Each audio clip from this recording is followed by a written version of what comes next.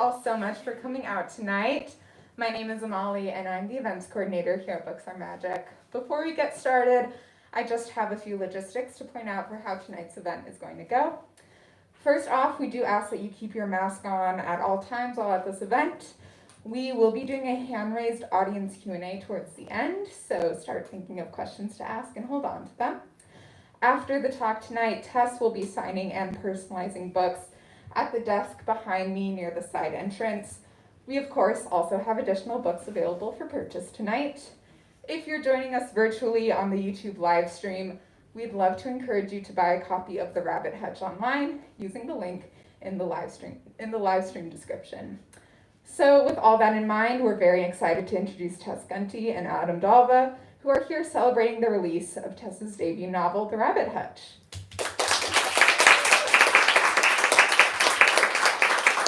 In my opinion, the cover of this novel alone should be reason enough to buy it, but I'll say a word or two about the contents as well. The Rabbit Hutch follows a hot summer week in the lives of the residents of Vacaville, Indiana. This story is full of absurd observations, haunting and humorous twists and turns, and one very scathing comment on an online obituary. I'll let Tess and Adam tell you some more. Tess Gunty earned an MFA in creative writing from NYU, where she was a Lillian Vernon Fellow. Her work has appeared in the Iowa Review, Joyland, Los Angeles Review of Books, No Tokens, Flash, and elsewhere. She was raised in South Bend, Indiana, and lives in Los Angeles. As I mentioned before, Adam Dalva joins Tess in conversation. Adam's writing has appeared in The New Yorker, The Paris Review, The Atlantic, and The New York Review of Books. He is the senior fiction editor for Guernica magazine and serves on the board of the National Book Critics Circle, is the books editor of Words Without Borders, and teaches creative writing at Rutgers University. So without any further delay, please join me in giving a very warm welcome to Tess and Adam.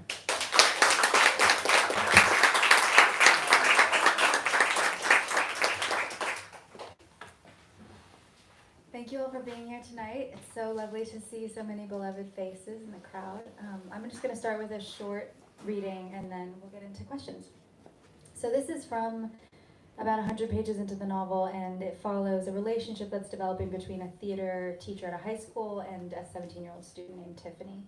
James is the name of the teacher. The beginning of James and Tiffany is math, while the ending between James and his wife is erasure. Meg spends more and more weekends at her parents' house with the kids, justifying her absence by reminding him that Lillian and George could die at any moment. "This is our last chance," she says, and James's heartbeat races. "For what?" he asks.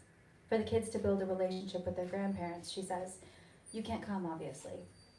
Her parents hate him. James assumes the character mutation that has only become legible to him recently must have been apparent to them all along. His own parents are dead. Tiffany and James begin for months, but James and Meg have been ending for years. Lately, their fights have increased in frequency and duration, paralleling the hurricanes, droughts, and wildfires around the world. James's children sustain a series of minor emotional earthquakes that they do not have the vocabulary to describe.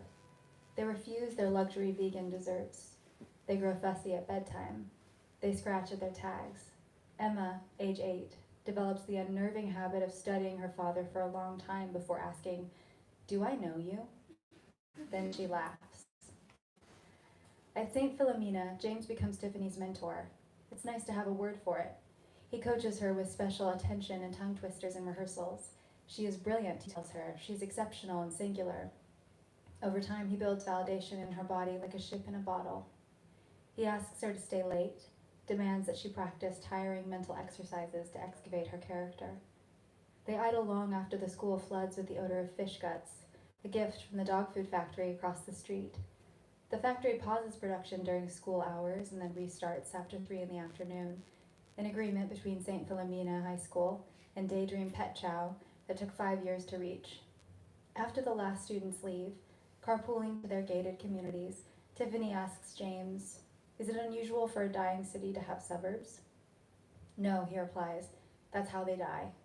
"I guess the dentists have to live somewhere," Tiffany says, which makes him laugh, which makes her laugh, their pleasure locked in a positive feedback loop until she feels like her head will pop off and champagne will spill forth out of her body into the school. Another day, alone in the music room, James asks Tiffany what she fears most. Tiffany finds it neurologically impossible to lie to him. It's all predetermined until a principal wrestles down a feeling. Infinite loneliness, she tells him. It's what I fear most. It sounds false when she says it out loud, but it's the truest thing about her.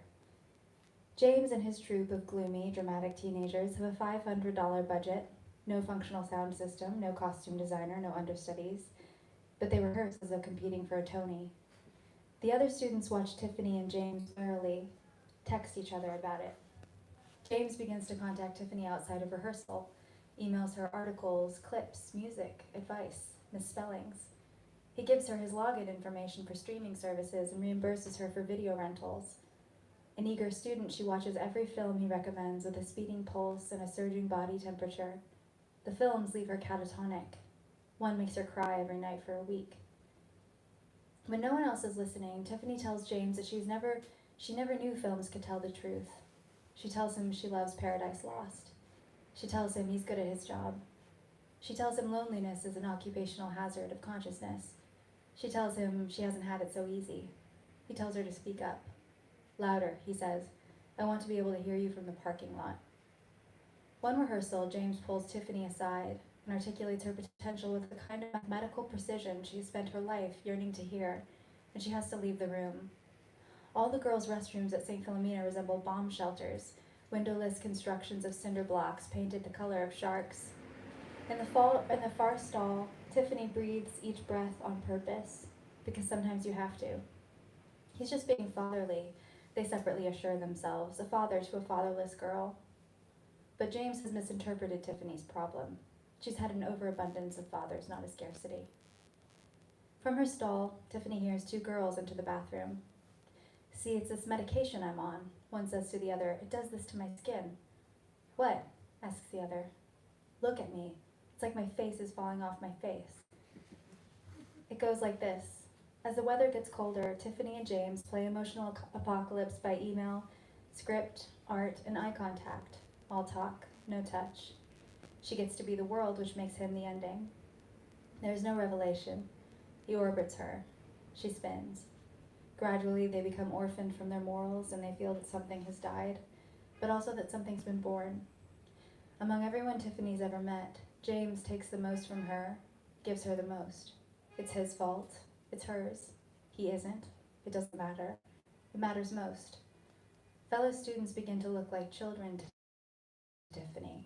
She believes that she is in the middle of her life. James becomes her friend, despite the odds. She becomes his recreational drug, a bad habit he tries to conceal from others and from himself. They both feel violently understood. For months, Tiffany and James fuck without touching. It's been done before.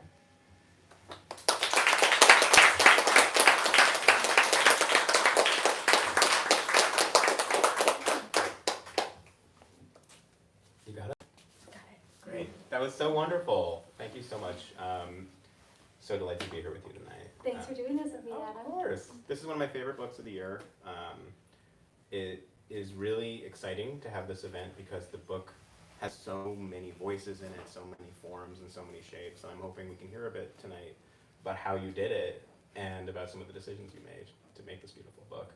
And so before the reading, we were talking, what section should she read? And I've never had more trouble choosing a section because this book is so varied and has such a polyphony of voices that it's almost challenging to say what will represent the book to an audience. So maybe to start, I wanted to ask, after I briefly give some background on the registers here, like how you did that. So this has this register, which is kind of a classic, wonderful register. It has, as we heard, it has comment sections in funerals. It has found journals. It has first-person accounts. It has art, like fabulous art. So when you're writing, how do you manage so many voices at one time in a 330-page novel? Well, I think I was really drawn to a lot of contemporary polyphonic fiction and learned a lot from that. Like I was reading kind of obsessively everything I could get my hands on. A Visit from the Goon Squad obviously is a famous example, and then there's N.W. by Zadie Smith, which is one of my favorite books. and even Great House by Nicole Krauss, I Hotel by Karente Yamashita, and then Infinite Jest. And so I think a lot of these novels, what they have in common is that their main character is not a human being. It's either an idea or an object. In the case of Great House, it's a desk.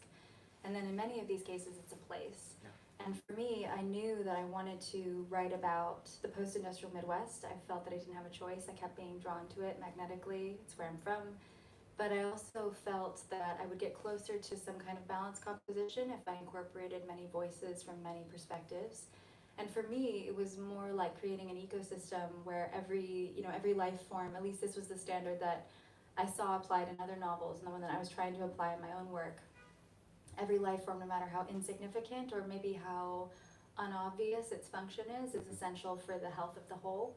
And so I thought I love work where the scenes are not necessarily serving a utilitarian function in terms of like plot development, but they're serving maybe a textural function or or contrast. They're kind of operating more like a piece of visual art where you have to think about the composition rather than advancing some kind of cause and effect. So I Hotel is one of my favorite books, and I've never heard someone talk about it in public before, so I'm really excited. Rick Moody, my thesis advisor, recommended he would do that. So I Hotel is a book set in a place, a very strong building, basically. I was thinking of Winesburg, Ohio as another maybe comp for this, like a very strong town. So here you have the Rabbit Hutch, which is this apartment building, and in each room you have this like small sequence of vignettes around the kind of lead, and it's populated with this huge range of characters. And when I was reading it, I thought, how did she know when to go back to the surrounding characters? How did she know when to leave the lead? Because you do it really well, and I think that's really hard to do when you have this like house book. Well, I'm happy that you read it that way. I think it took I suppose during the first draft I'm more interested in structuring it associatively and sort of shutting off the part of my brain that's trying to apply literary analysis in real time, because I think once you do that, the thing dies. Yeah. And I heard about that. You should apply it after the draft, when you're editing. But I think I structured a lot of this simply following my interests and instincts. I think each character kind of took me by the hand and introduced me to the next. I would kind of get an idea for a form or a voice and just see where it took me. And a lot got cut, of course, as it always does, like hundreds of pages. But one thing that really helped me was that when I had about half of the first draft drafted, one of my professors, John Freeman, who later became my editor at Knopf, the final project for this class was to map out our novels, and it could take any form. The map could take any form. I ended up just making kind of simple note cards of not just the main events and chapters, but characters, themes, places, even color palettes, and putting them around my bedroom and sort of surrounding myself in these four walls of my room with the structure of the book. And that was what enabled me to see what needed to happen, how these things were connected, what was necessary, what wasn't. And then I kept them there and rearranged them, took them down, added things for about 2 years during the editing process. And I think living within the structure, especially in a book about a building, was really helpful for me. And yeah, I think the main, the main tool was time, just spending time. Wow. Is that good writing advice for people, to build a house around yourself? I mean, you do look like a bit of an unhinged detective. But highly recommend. Yeah. Okay, we're all gonna run home tonight and do this, I hope. So in this 2-year house you built for yourself with these characters, you also have a very strong sort of central plot. We heard a bit about it here, and this character will sort of change and contort throughout the book and even change her name. Was she always the lead? Is she the lead of this book from the start? And how do you know her as this lead character? Well, I think Rick was actually the person who pointed out to me that she was the gravitational center of the book. It was so obvious once he said it, but I actually didn't realize it until he said it, that was the case. And he said it when I had about a half of it drafted. And so after I realized that, I didn't even need to change anything, but I did need to then structure the consequent pieces. around that knowledge. And I think it was really helpful because even though I do think of the protagonist as Vacaville, this fictional city, it was helpful to have a character that's at least having collisions with all the other characters, so that there's a kind of event that begins the novel, and the rest of the novel is the 3 days that led to that event. And so being able to structure it almost like a reverse murder mystery, as we were just discussing, was helpful. I think about Diane Williams, who's a writer I love, and she said something about how, you know, her work is really language driven, and it can be a little bit, wonderfully disorienting. And she said she uses these kinds of idioms here and there, these pieces of very familiar Warren language, and she said something about how they're kind of signposts, other what you kind of want to put in signposts in unfamiliar territory, so that your reader has something to hold on to every now and then. And I thought of the more the sort of reminder of what we're building back to, which kind of begins most of the chapters, like in 3 hours she's going to exit her body, in 36 hours she'll exit her body. That was helpful as a signpost. I mean, it makes it a bit of a page turner, right? You start with this you'll have, when you buy the book, you can look at page 1, like there's an explosion of violence from the start, and from there we move back toward it. It's such an exciting structure. So we've been talking kind of on the micro level. You mentioned building out this town. So this is like a town as place book, right? Every time like we leave the characters, we get some lore. I don't think I've read this much lore in a book in a long time. We get like factories, we get history. We hear about generations in this town. And you mentioned that you couldn't set it anywhere else. So when you were building this out, what about this location spoke to you, and what were you kind of enjoying putting in it? Well, I think I was interested in attending to invisible or neglected spaces and people from the start. The first character who came to me was Joan, who's this woman in her 40s, and she screens obituary comments for a living. She removes mean-spirited and copyrighted remarks about the deceased. And she's kind of like, I think she kind of set the tone for the entire novel, which was, what are the landscapes that we neglect in fiction, and what are the histories that we neglect in fiction? Like, obviously the Rust Belt's home to millions of people, but growing up there, I'm sure that these books exist, but I just never came across one that was set in a town like mine. And you assume that like art just doesn't happen in towns like yours, and that narratives that happen there are not meaningful. And so as I got older, I realized that the dearth of these stories was a very good reason to contribute one. And I think I was also really interested in this landscape because I think in towns like mine, but also in Flint, Michigan, Gary, Indiana, not just South Bend where I grew up, but all sorts of towns around America and around the world that were kind of conjured into existence by an industry and then abandoned by it. The brutality of the economy is visible in the landscape itself, is visible in the postures of the. And I think if a lot of kind of crises that we think of as uniquely, or at least sort of emblematically American, are visible there in a way that they might not be elsewhere. Not that they don't exist elsewhere, but in the Rust Belt, there are no forces trying to conceal them from you. There are no forces of distraction.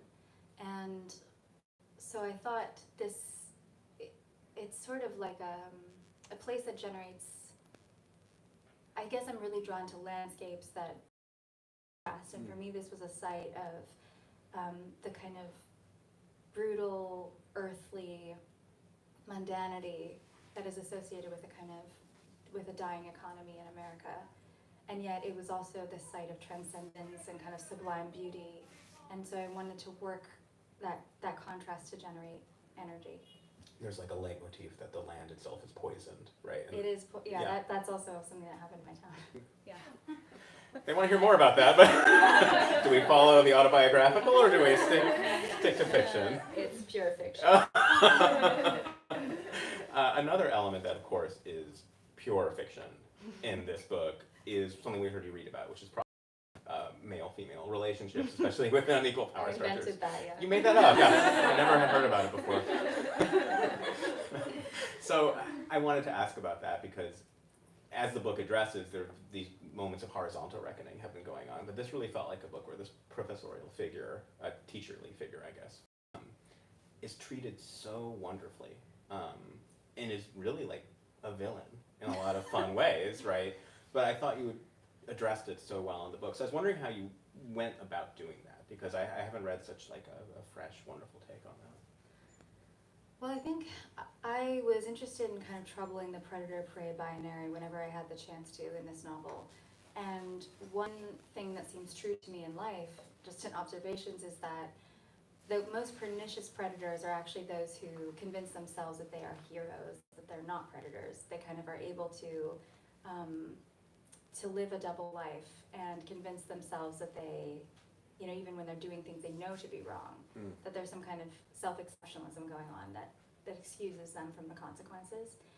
And so when I was thinking about James, this teacher who clearly abuses his power, one thing that also really strikes me is the parallel between kind of his power abuses and then the kind of more structural power abuses that are going on in the town, which is to say, when there's an identity vacuum, when there's a power vacuum, when people are robbed of agency, they want to exercise power in these small ways whenever they get the chance.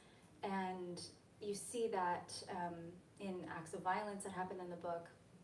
I saw it in my neighborhood growing up a lot. Like, there were just obviously these structural forces of violence and neglect that were generating interpersonal forces of violence and neglect.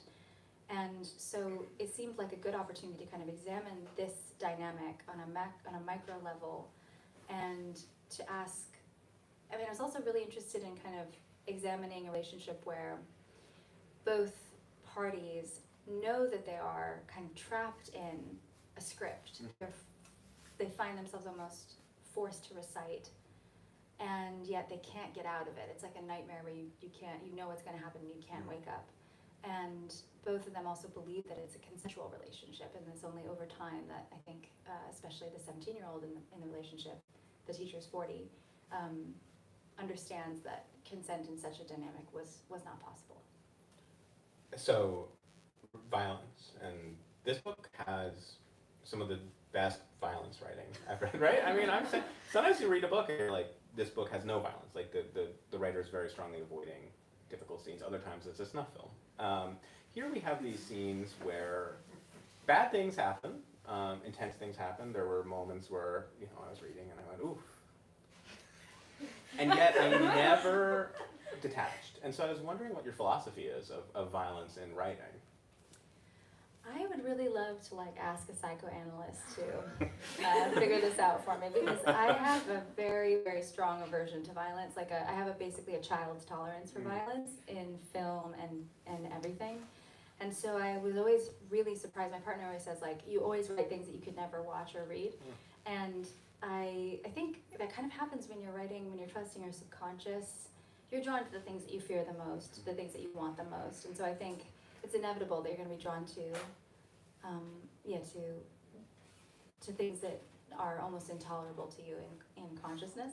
But I mean, I definitely find it really problematic when there's gratuitous violence that's there to entertain and to shock rather than to, I suppose, reflect something real. And so when I was writing the violence in this book, I always asked, is this, what work is this doing? If it's just there to shock, I took it out, or I changed it. But I mean, I think that you can't really write about, a neglected place without writing about the violence that's generated from that neglect. In these towns, rates of violence are much, much higher than they are than the national averages. And also, I think, I mean, when you're thinking about kind of climate change, when you're thinking about brutality of the extraction economy, when you're thinking about even the inequalities in the healthcare system, white supremacy, all these forces that are the crises of America, they are all so vast that it's very difficult to sort of examine them closely or to figure out how to describe them. But when you zoom in and you kind of attend to the micro consequences of these macro structures, I think you almost inevitably have to attend to violence. One of your characters is, well, they're made by their ex-boyfriend to do the philosophical parable of the the child drowning in the lake. And this is, to butcher it, the child drowning in the lake near you, of course you jump in to save it. Will you give money to save the child drowning in the lake halfway across the world? I don't know. And so was that something you were thinking about shining light in places? Yeah, I guess a question at the center of the book is, what do we owe each other? And, you know, what do we owe strangers, family members that we just happen to be related to, past and future generations, non-human inhabitants of the planet? And it's a question that I think is kind of at the root of every important reckoning that we have to have right now in order to build a world that's livable. But yeah, so I think like everyone, it's impossible to care for everyone who needs to be cared for, and so a lot of my characters are kind of rejecting even their kind of daily responsibility toward others, and using the impossibility of caring for everyone as an excuse. So, in contrast to that, this book is also very funny. It has like a wonderful, it is, right? And I think sometimes when books take on serious subject matter, writers resist putting their jokes in, putting the humor in. The obituary section is hilarious.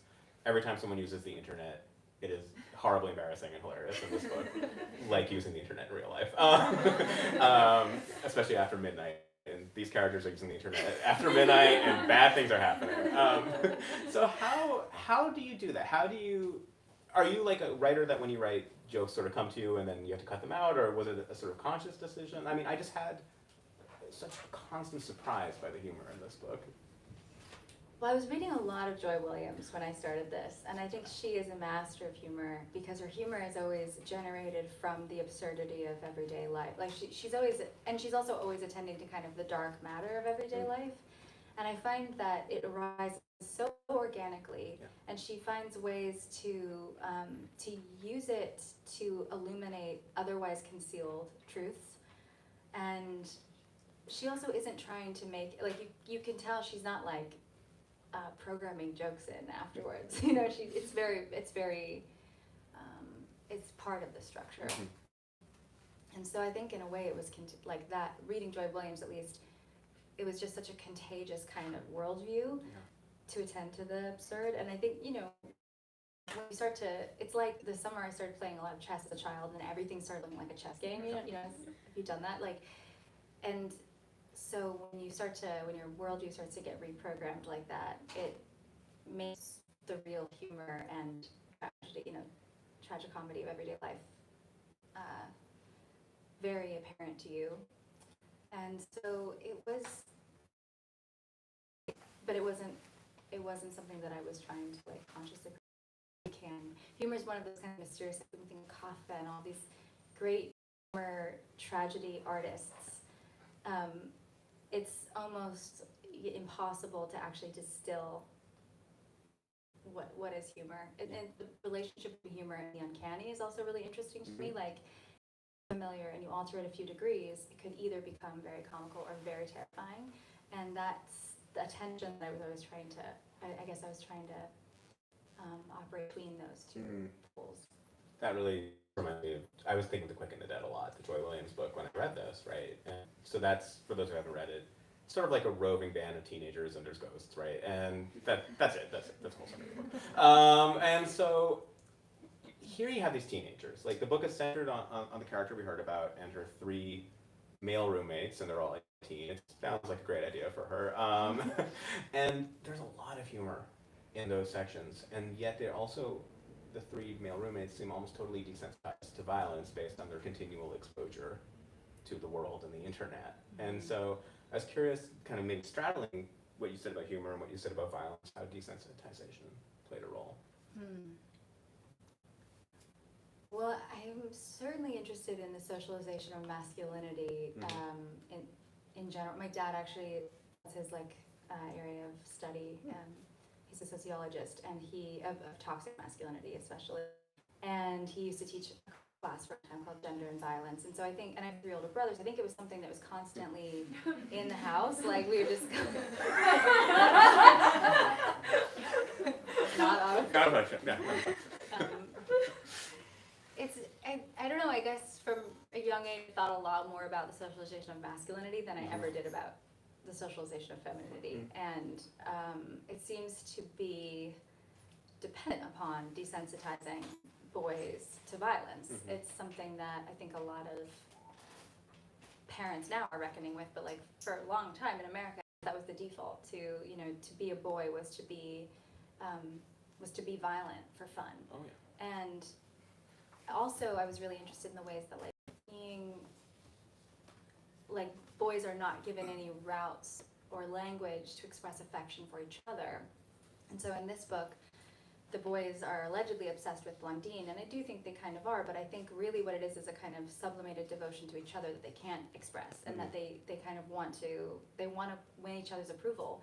And so these escalating forms of violence, these escalating performances of dominance and masculinity are really efforts to win each other over, that they have no other way to, they've been given no other way to express that.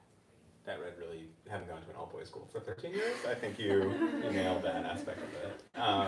So, Blondine, that's what she changes her name to, and the character we heard about, a saint, Hildegard, a 12th century saint. Blondine, I think, 2nd century martyr? Somewhere in there. Nothing good happened to her. There's a very strong Catholic dynamic in this book, which we haven't really touched on yet. And I wanted to ask, I read an interview, you grew up Catholic, and the book really surrounds with images from the Bible, with saints, and I wondered how you went about doing that. Well, I think I was only able to write about having left it, having rejected it. In her 20s, my dad was seriously considered in seminary. Thought really at the root of every single action in my household for most of my life. And my mom's kind of Catholicism was one that was quite supernatural. She was really interested in visions, signs, wonders, prophecies. She's one of 12 children. Her siblings often have experiences with, I suppose, a more supernatural kind of faith. And that, to me as a child at least, was really compelling. And it was very magical, and you kind of felt like the world was always tipping into another realm. You could always kind of find portals into another realm. And so when I was thinking about the mythology of this town, of this region, and especially of my main character, Blondine, who's not actually religious, I was drawn to that, not the rules, not the church doctrine, but more toward the supernatural element, because it gave me this portal into another world. I love the way we get a lot of quotes from the lives of saints throughout the book, and that's super powerful. So one more from me before we go to the Q&A, believe it or not. Another character with a religious name is Moses, and we have not touched on the California aspect of this book. There's kind of running subplot in this book that a 1950s celebrity has died and has bequested everything to a three-toed mammal and a preserve of three-toed mammals. And it has a very funny California vibe, that section. And I know you live in LA, and I think we talked a lot about the Midwest. I was really surprised to find that element in the book. And I was wondering why you chose and how you chose to sort of add this kind of cultural, sensational, 1950s Hollywood element. I think that I was forced to think about America in fairly explicit terms, and especially American weirdness and absurdities, the mythologies that America is producing. And when I was thinking about these kinds of wastelands of factories that produced American products, I was also then thinking about these factories that produce American dreams in Hollywood. And so the kinds of narratives, these unattainable narratives of prosperity and material accumulation and love and security all get kind of generated in Hollywood, especially this one actress was on a show for most of her childhood, and then fed to people in the rest of the country who don't really have access to those things but take refuge in them, in those stories. She was an opportunity for, Elsie is her name, she was kind of an opportunity for me to examine how even when the extraction economy seems to be benefiting from someone, it's also torturing and extracting things, like something essential from them. I think that she became, she ends up being quite a narcissistic character who is, prioritizes the preservation of this small community of sloths over her own son. But she is also someone I really rooted for. Like I was thinking she was clearly alive in a time when, just being famous in the 50s and 60s, a time when the sexism was so extreme, completely unmediated in Hollywood, and you kind of get a little sense of what she experienced growing up in that industry, also being from a working class family and kind of having this, being thrust into prosperity. It's been corrosive for her, and she herself has never actually been able to attain the kinds of dreams that she was manufacturing on that show. And just to talk a bit about the construction, like this seems like a total non sequitur at first, and then this character Moses, can we say what his nighttime habit is? He likes to cover himself in glow stick material and frighten enemies. That's his thing. That's great. I've seen it a million times in books. And something brings him to this town. So that's completely crazy. Totally here for it. Is this like a sort of point about like what happens like after Hollywood fades out? You cover yourself in glow sticks and haunt your enemies? I certainly didn't mean it to be indicative of a trend, but I do think, I guess all of the characters really are reacting to isolation and desperation by developing obsessions and sort of leaning into their most peculiar, most eccentric impulses. And I find that even though in this book, maybe it's amplified, like I actually do find it in real life all the time. Like I was just listening to something about it, like this scientist who was alive, he was like working around the time of World War II.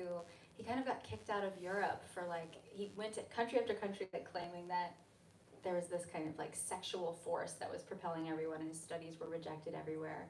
He came to America, same thing, just got rejected everywhere. And he just wouldn't quit. He just was like, I believe that this is true, even though his own studies were bogus, and he knew that. And I mean, that's just one example of a million people, millions and countless people throughout history who have for some reason dug their heels into the most peculiar thing they can express. And I do think that when you examine the aberrations in a character, when you examine the behaviors that are the exceptions to the rule, that make them unusual within their demographic of conformity, that's when you start to get to know the person. That's the portal into their spirit. And I find that when I'm talking to people, I am always drawn to that thing. Wait, you're like a suburban dad who's kind of following all these other trends, but actually you're really obsessed with singing competitions. Tell me about that. That's when I started to get to know you. And so I try to write characters that way too, by attending to the aberrations. I think it's a great writing tip, and it also was an oddly inspirational answer overall. So let's turn it to the Q&A. What questions do you have for Tess? Don't be shy. The camera can only see us. No one will see you. Okay. Yes. So you mentioned that, part of the book, or Vacaville, is kind of based a little bit off of South Bend, where you grew up, and was just wondering kind of where the line was between when you were kind of creating the town, when you were kind of drawing from your own personal experiences and memories, and when you turned to kind of historical research or kind of other methods to build the town. Did you hear the question in the back? Okay. Yeah, I think one thing that I didn't take from the town, which was really essential, was that in South Bend, the University of Notre Dame was there, and it was there to sort of absorb a lot of the economic shock that happened after Studebaker automobiles closed in the 60s. That was this industry that was reigning there with great prosperity for about 100 years. And because we had this, and there are a few other universities there, now Notre Dame is the main employer of the town, I think it was spared from some degree of the sort of desolation that I think a lot of other towns like Youngstown, Ohio, Flint, Michigan were not spared from, because there didn't happen to be another industry there to kind of absorb the fall. And so that was important to me. It was a kind of a thought experiment, like what if this hadn't been there? And I also wanted to take the like revitalization campaigns that were going on in Michigan at the time when I was in high school. There was this big campaign, Pure Michigan. Tim Allen voiced all the commercials. They were like weirdly very moving, and it was like selling you this, American dream of wholesome family activities in Pure Michigan, and Flint, Michigan, obviously had experienced really severe, like abuse by industries, by actually poisoning their water and their soil, and that happened in South Bend to some extent too. But when I was thinking about the actual map of the town, it was helpful to structure it on South Bend's because it was just something I knew, and so then I did have a visual map at one point, and it was useful to refer to that. That's a great question. At one point in the book, one of these toxic teens watches a commercial like that and cries. It's one of my favorite Once moments. again, autofiction. Totally. No. We're not talking about that. That was a great question. What else do we got? Yeah. When you write about a town or a place and make that sort of the central piece and the character, do you feel like a reader gets to know that as well as like if you had a main character that was a person? Do you feel like the relationship ends up being the same or different? Gets to know the town. Yeah, or like a place, like if you're trying to get somebody to know like this idea of what a Midwestern post-industrial town is, do you think that comes across as well as like, knowing like Harry Potter, everyone like in the world knows who he is? Oh, I see what you're saying. Like, is it possible to introduce a place, form an attachment to a place in a book that's as strong as an attachment to a character, a human character? I mean, I guess you would have to examine like a really experimental novel with no people in it to really answer this question. I don't think that I think that having people in the book was important.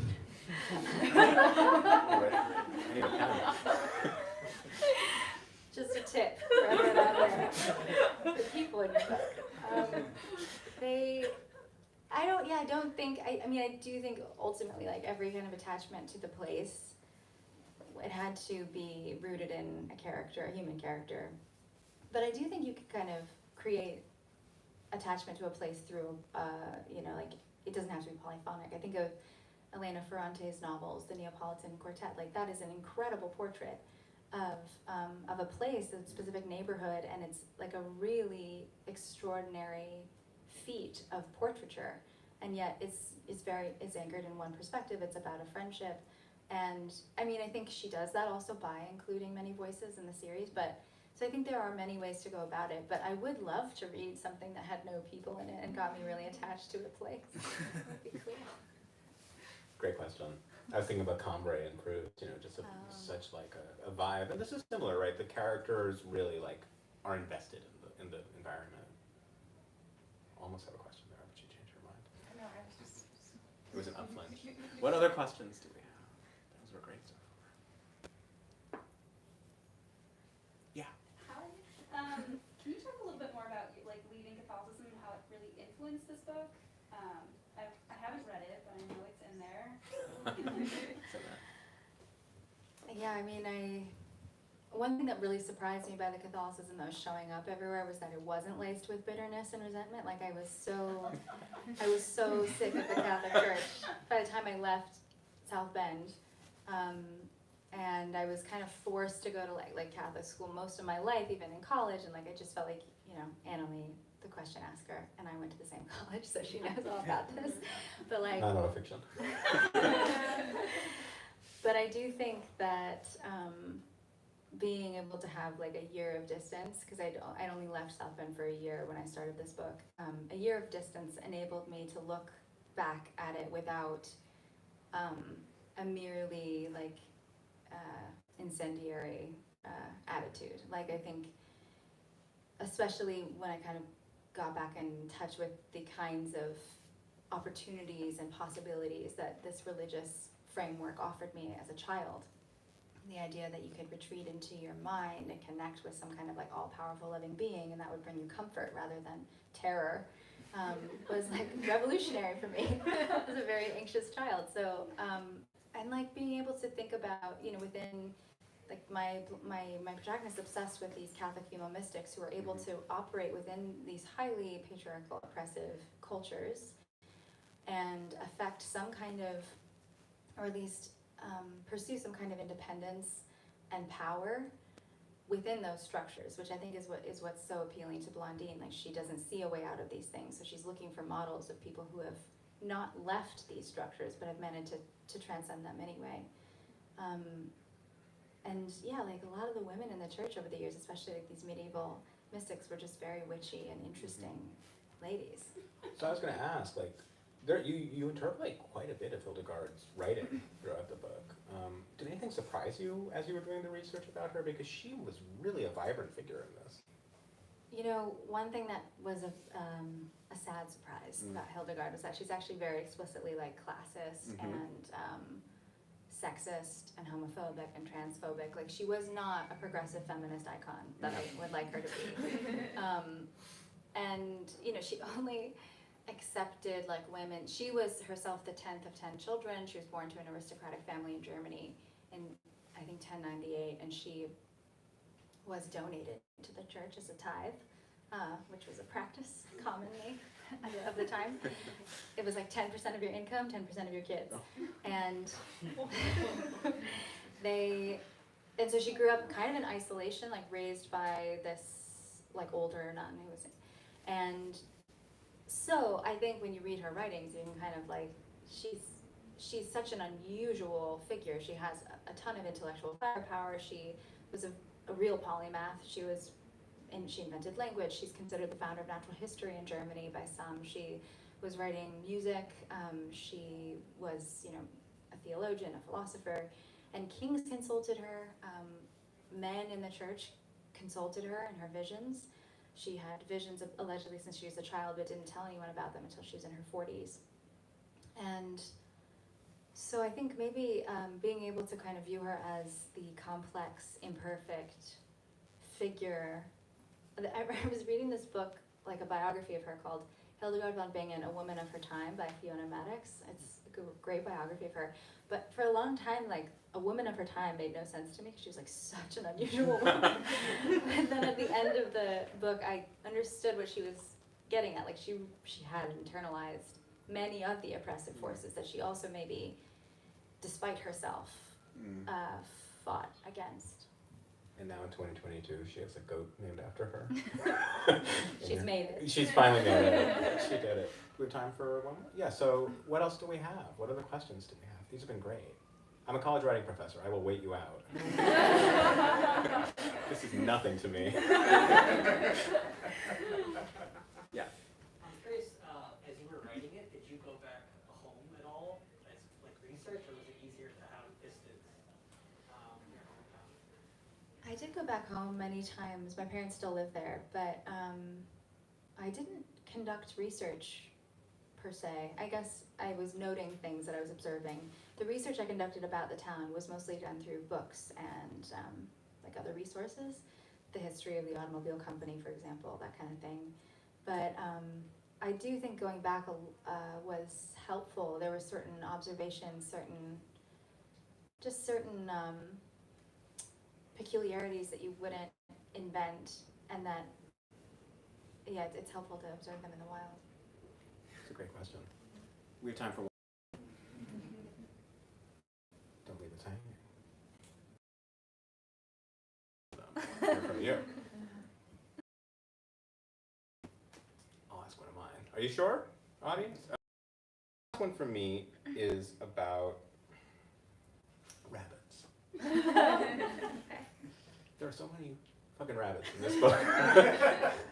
It's 68. What- An what- interviewer, like a reviewer counted them. What a great critic. What a weird thing to do. So there's 68 rabbits in a 336-page book. I always try to teach my students about like how to do theme. This is a very strong theme of rabbit. I just wanted to ask, was that just like every time you had a sentence that didn't have anything where you're like, I could put a rabbit in here? Or was that basically how you approached it? I did add some It's fine. during the revision process. Yeah, I did. I added a lot, but I think, I mean, I was really drawn to them because they evoke so many conflicting associations. Like, you've got Don Darko, the Easter Bunny, they're edible, they're pets. We've got Playboy, they're like magic tricks, the White Rabbit in Alice in Wonderland. And so I think they were a useful destabilizing force of chaos. Whenever you saw one, you knew something was about to happen. Well, that's a great last question. Thank you so much, Tess. Thank you, Adam. Thank you. Thank you all so much for coming out tonight. Thank you, Tess, for joining us. Thank you, Adam, for being such a wonderful conversation partner. And thank you to everyone in the audience who asked questions. As I mentioned earlier, Tess will be personalizing and signing books at the desk in the back. We ask that you give her a minute or so. And please do make your way downstairs so that our staff can start to rearrange. We have plenty of copies of The Rabbit Hutch available. If you haven't gotten one yet, I highly suggest that you do so. And if you have gotten one, you might as well get another. If you're still with us on the YouTube live stream, you can go ahead and get one online by clicking the link in the live stream description. All right, that's all from me. Let's give Tess and Adam one last round of applause.